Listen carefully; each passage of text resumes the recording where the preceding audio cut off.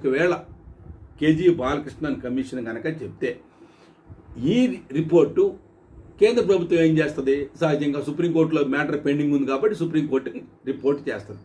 So supreme court ఇది ఆలోచన చేసిన తర్వాత సుప్రీంకోర్టు పాజిటివ్గా ఇస్తుందా నెగిటివ్గా ఇస్తుందా క్రైస్తవుల కంటే తెలియదు. ఒకవేళ పాజిటివ్గా ఇస్తే ఆ పాజిటివ్గా ఇచ్చిన దాన్ని కేంద్ర ప్రభుత్వం ఇంప్లిమెంట్ చేస్తుందా లేదా తెలియదు.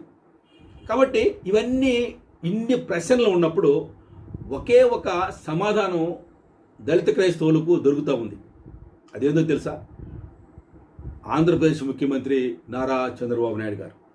నారా చంద్రబాబు నాయుడు గారు ఈ విషయంలో నా అభిప్రాయం ఏంటంటే ఆయన ఒక్కరు మాత్రమే దీనిని సాల్వ్ చేయడానికి ఆయనకి అవకాశం ఉంది. ఎందుకు అంటే ఎన్డీఏ ప్రభుత్వం ఈరోజు మరి నిలబడింది అంటే కేంద్రంలో నరేంద్ర మోడీ గారు ప్రధానమంత్రిగా ఉన్నారు అంటే అది కేవలం చంద్రబాబు నాయుడు